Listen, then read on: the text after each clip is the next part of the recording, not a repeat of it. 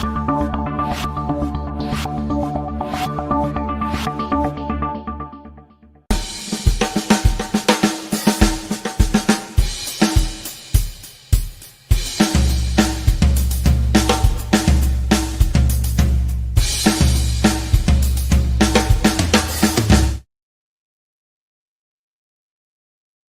morning, everyone. Welcome to Mindset Mondays here on the Daily Huddle, where small shifts at the start of your week create massive transformation. My name is Keith Lisenbee, and I am a licensed mental health professional and CEO of Atlas Behavioral Health Consulting. Thank you all for joining us today, wherever and whenever you are listening or watching this show.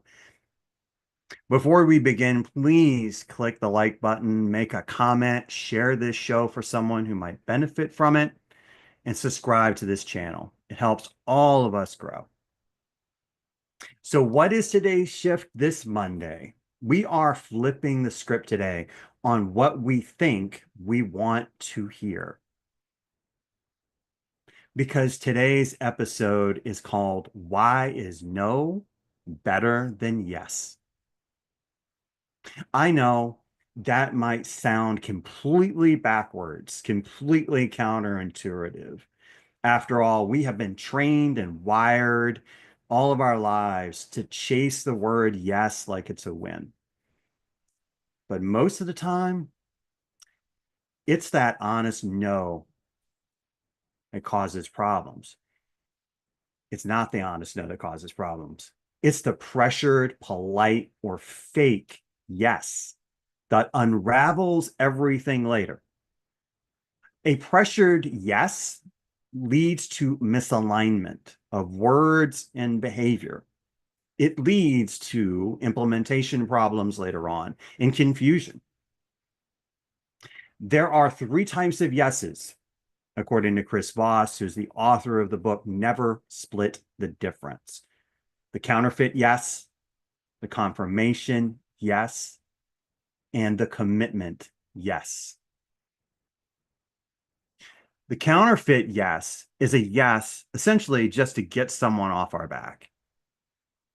It's like, yes, yes, okay, yes. All right, leave me alone. The confirmation yes is a yes to just say, I got it. Yeah, I heard you. I got it. Neither of those yeses are great. They often lead to missed deadlines, emotional burnout, and quiet resentment. The only yes that really matters is the commitment yes. So when 2 out of 3 yeses are not the best and not the greatest, and they're yellow and red flags, then maybe we need to look at this another way. So today we're going to dive into what is called no-oriented questions, the kind that give people permission to say no, the power to say no, the safety to say no, and why that actually is the most empathetic thing we can offer. We'll explore how this concept shows up in relationships, in the workplace, and in how we build trust. And we will root it in all of the science behind intentional empathy, including how our brains construct emotion in real time, and why most of what we communicate has nothing to do with words. If you have ever said yes and then regretted it, which I think if you're all listening to this and watching this right now, you all have done it, this episode is for you. So let's get started. First off, what are no-oriented questions? A no-oriented question is designed to do exactly what it sounds like. Make it safe and easy for someone to say no. So for example, instead of asking, can we talk now? You ask, is now a bad time to talk? Or instead, would you be okay with this change? You ask, are you against the idea of making this change? These questions put the power back in the other person's hands. It reduces pressure, and it says it's okay to set a boundary. I will respect it. That is emotional and intentional empathy in a nutshell, creating the emotional safety before asking for agreement. When someone says no, they don't just protect their boundaries, they actually feel safer, they feel more respected, and more confident. And when someone feels confident and secure, they're more open to listening, more able to collaborate, and far more likely to say the real meaningful commitment yes when the time is right.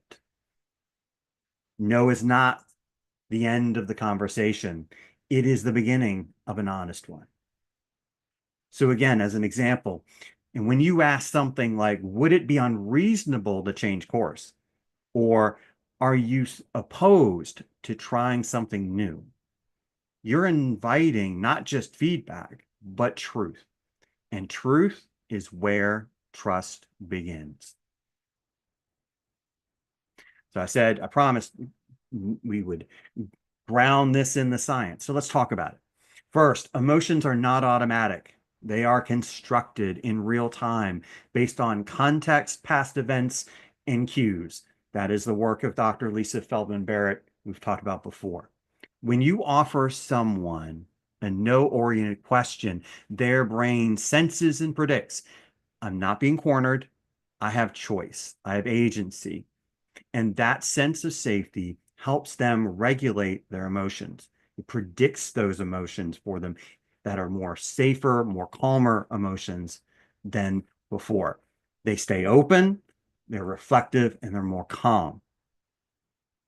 Secondly, the 55-38-7 rule tells us that when we talk about emotions, 55% of the message is body language, 38% is the tone of voice, and only 7% is the words. So it is not just what you ask in a no-oriented question or any question at all, it's how you ask it. If you say, are you against the idea of postponing? And your voice is soft, curious, and calm, that no becomes a gift, not a rejection.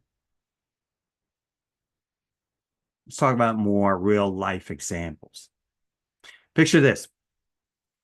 Your friend invites you out after a long, busy, tiring, burnout week. That's the old way. You'll come, right? And then you say, yes, even though you're exhausted. That yes is a counterfeit or a confirmation yes.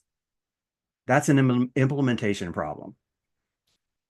The intentional empathetic way with a no wording question would be, would it be too much for you to come out this weekend?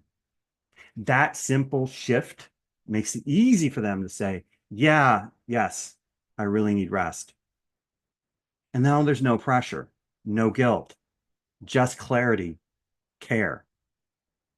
Another example in the workplace, manager says, you can hit this deadline, right? And then the team member might be saying, yes, but they're in there shaking in their boots because they know it may not be realistic and you don't feel safe to say so. That's a confirmation yes. It's like, yes, boss, yeah, I got it. But that's an implementation problem later on, a deadline problem later on. So now imagine asking it this way. Would a 2-week deadline be unreasonable given your other projects? Now the other person may say, yes, 2 weeks is too tight. Or if they say no, then in all likelihood, they are more confident and more committed to the deadline. And therefore, you reduce your implementation problem at the end in 2 weeks. Either way, you've avoided a mess and built a better plan, one way or the other. That's what no-oriented questions do. They don't avoid no, they welcome it and use it to move forward. Another major example is one of the core aspects of intentional empathy, which is what I call the pivot question. The pivot question is a no-oriented question designed to gauge someone's readiness to receive feedback or to hear your point of view in a safe way. So when you know that the party feels heard and understood, you ask, are you opposed to hearing my perspective on this? Are you against hearing my point of view? When the party says no, then they're ready to hear you. They feel safe and are willing to listen. If they happen to say yes, then you know that they're not ready. And maybe you can pause the conversation if need be, and maybe plan another time where we can have those discussions. Either way, you're avoiding a conflict, you're avoiding a mess later on. So let's go over some easy ways to use this, aside from the examples that we just used. Try asking questions like, would you be opposed to X? Does that feel too much right now? Are you against the idea of, would it be unreasonable to X? And here's the key, tone. Ask with a tone that invites but not corners. Soft, quiet, quieter, calmer. It shows it, our voice ends up saying when we do it that way, that I will honor your answer, whatever it is. That's how you build rapport, empathy, trust, not by getting a quick yes that 2/3 of the time is a problem, but by making no feel safe, confident for the other person. So before we jump into questions from the audience, let me give you the challenge for Mindset Mondays this week. Try using one no-oriented question each day. Ask it gently, respect the answer, and see how the energy of the conversation shifts with that question. You may notice that people becoming more open, more honest, and more confident. Because when someone feels safe to say no, they feel safe to say no. They feel safe to be themselves. A real no sets the stage for a better, clearer yes. That is the power of intentional empathy, building trust, not avoiding the truth, but making space for it. With that, I'm going to open to the audience out there who's watching and listening to ask any questions they might want to have about why no is better than yes, no-oriented questions, what makes it important.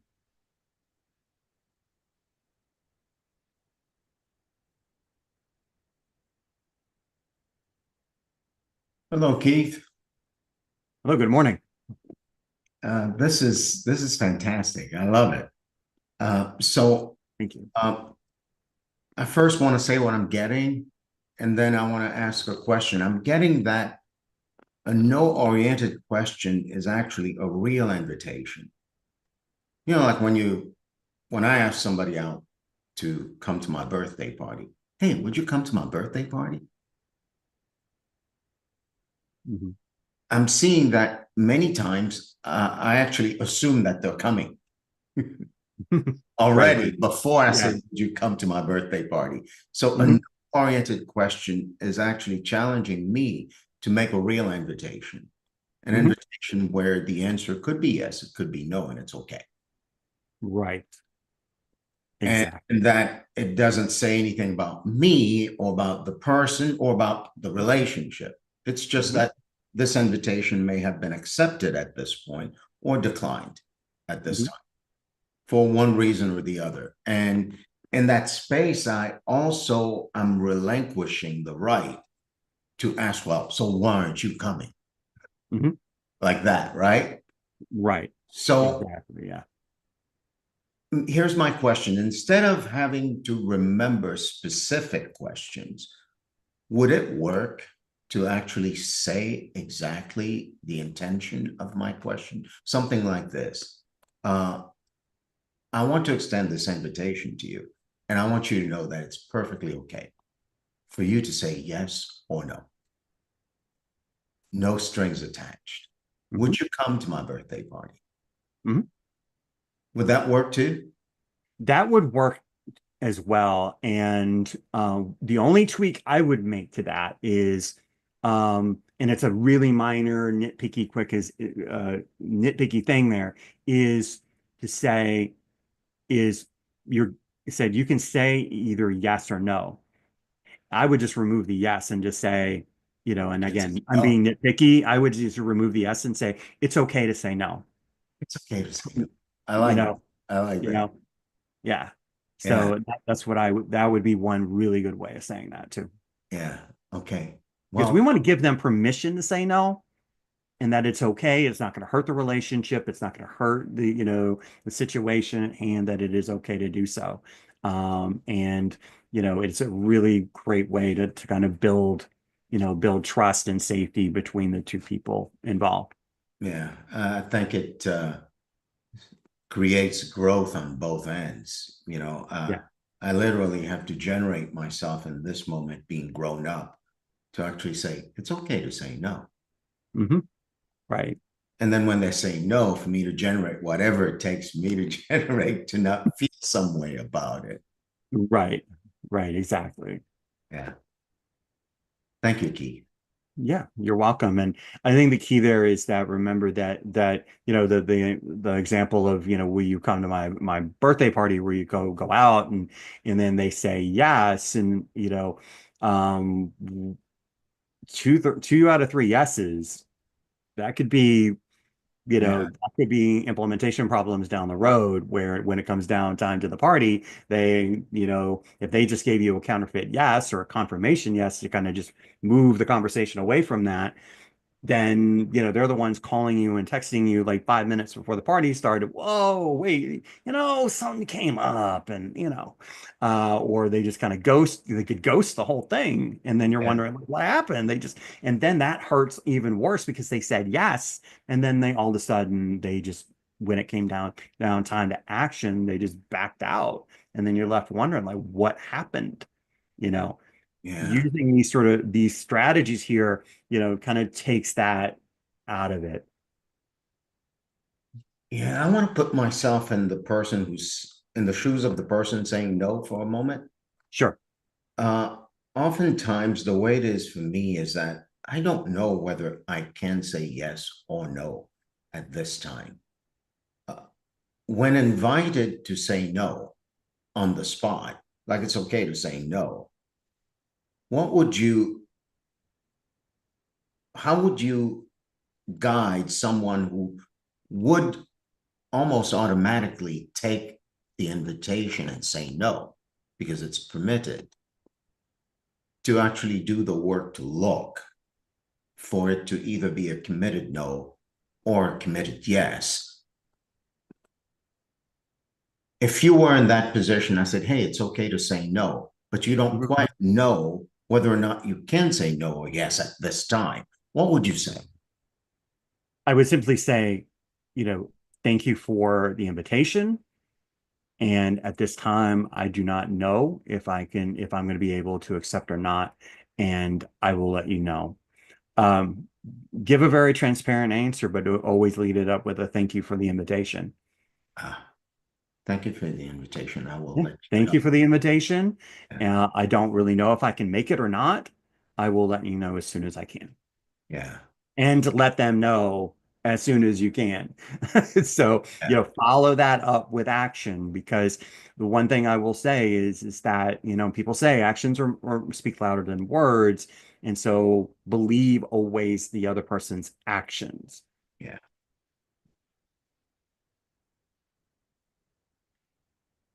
Thank you for the questions. Any other questions out there? Yeah, I have Yes. a question. Hmm. Um, all right. So, what if you're talking to someone like through text or on the computer and they don't reply?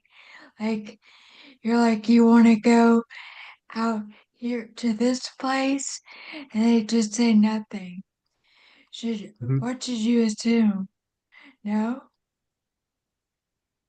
Um, what I would do in that situation is if I think the person is ghosting me and I've given it a sufficient amount of time, either with an email or the text message, I would then send a note-oriented question basically saying, are you opposed or against going out later to so and so place, or I would then follow it up with a no-brainer question saying, are you against or are you opposed going to Ray's restaurant or John's deli later? And I will say 95% of the time, you're going to get a pretty quick answer after that. That 5% of the time, if there's no answer at all, then just assume it's a no-go. All right. Thanks. You're welcome. Hi, Kate. Can you provide a little bit more context or an example when you mentioned about the pivot? When you mentioned something about the no answer, but pivoting. So I'm not sure I got it. Okay. Yeah, thank you. So the pivot question is a scenario, happens in a scenario in where maybe there's a debate, maybe there is an argument between two parties about a particular issue or thing that is going on between the two of them. And it could be at work or it could be at home or with anyone, and there's two differing viewpoints. And so one of the challenges is making sure that in that particular argument or disagreement, that one side who's hearing the disagreement of the other, does the best they can to be able to listen to understand in order to be able to articulate back what the perspective is of the other person, at least their understanding of it. The idea of the pivot question is, of course, if we're in a disagreement with someone, we want to be able to say our side. But what I'm saying in that is that you kind of have to have permission to do so. The other person has to feel heard or understood before you can just jump in with what you want to say in that disagreement. So the idea is that once one is comfortable that the other person, it feels like that they've been heard and understood in the conversation, and you're feeling like, okay, I think they're ready to hear what I have to say, then simply ask, are you opposed to hearing my viewpoint on this issue right now? Or are you against hearing my perspective? Are you opposed to hearing my feedback on this? And that pivots the question, the conversation from the person who initially was having the issues and disagreements and negativity in that situation about the issue, and pivots it to you and gives you then, with the no response from them, gives you permission to go ahead and state your viewpoint, your feedback, your observations. Okay, thank you. Great question. Keith, I have another question that just arose from this pivot question. Mm-hmm. Is there a risk of triggering the other person by explicitly saying, "Are you opposed? Are you against?" There is, and that is why tone is the most important thing. Yeah. And yes, absolutely, someone could have their buttons pushed. If you aggressively sound or show in your body language that it's kind of a more aggressive, overly assertive, or even a passive aggressive body language or tone, you can certainly inadvertently, or in some cases directly, trigger people. So that is why tone and body language are so important in asking the note-oriented question. So in the example of the pivot question, it's important to say that question, are you opposed to hearing my viewpoint on this issue? And Saying saying no. right. So Or it's an invitation to say no, right. which Yeah. gives you the green light. Yes. Yeah, you say it in a very soft and slow, calm manner, in control. If you say it like, are you against hearing what I have to say? Then that's attacking sounding. Yeah. No matter what those words are, it doesn't matter because I've just pushed this other person so far away that they're going to shut down. They're going to be triggered and they're going to shut down. Great question. Great I'd question. like to hear what's going on in the brain that makes "are you opposed" more appropriate than a way of asking the question that automatically makes it softer and gentler. Like, would you be opposed to hearing my point of view versus are you opposed? How does that trigger or happen in the brain? What's happening at the level of the brain, one way or the other? So we all have been, and as I mentioned at the beginning, we all have been conditioned for yes or no. And if we all can recall, when we were maybe 2, 3 years old, or as parents, we remembered our child when they were, first, kind of learning to show independence, and they would say no to pretty much everything. Um, that is conditional learning. We were conditioned with yes, and we were conditioned with no. And so going to the predictive power of the brain in sort of predicting, emotions and feelings based on what is happening in the senses. So we're hearing a no-oriented question. What that triggers in the brain is every single time that we said the word no ourselves, and our brain predicts what happened every time we said the word no in the past. And that no for most people represents safety, security, conclusiveness, decisiveness. And so thus the signals to our body are feelings that we would label as decisive, confident, determined, safe, secure.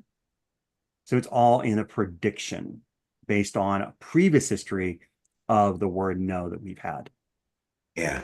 And it wouldn't matter whether one says, would you be opposed? Would you be against? Instead of are you against or are you opposed? It does the same thing. Yes. It's kind of funny. I'm discovering for myself how much I would want them to say yes instead of no. I'm Right. so addicted to hearing yes. Right.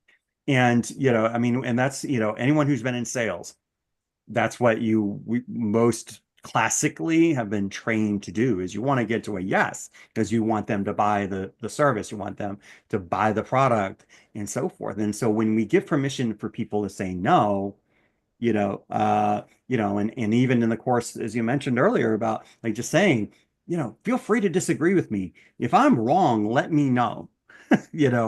Feel free to say no at any time, right? That gives people more of a sense of safety and security. Even the knowledge, because the brain will predict that it's safer based on what it's hearing from the outside. And then we'll have feelings of like, okay, I can say no, it's good, I'm okay. It's okay to say no to this. And then you get a more genuine response. Thank you. Thank you. So, and now as we do every week, we close the Daily Huddle on Mindset Mondays with the 8 rules of the Daily Huddle, a simple way to ground yourself in clarity, compassion, and conscientious, purposeful leadership. Number 1, love always. Number 2, laugh out loud. Number 3, stress less. 4, eat more plant-based foods. 5, give. 6, sleep at least 7 hours a night. 7, move. And 8, last but not least, very important, check your assumptions. Thank you for showing up today. Please hit a like, subscribe, and make a comment, or share this show with someone who can benefit from this mindset shift on Mindset Monday. Until next time, keep listening with empathy, communicating with courage, and leaving room for a powerful, respectful no. Thank you.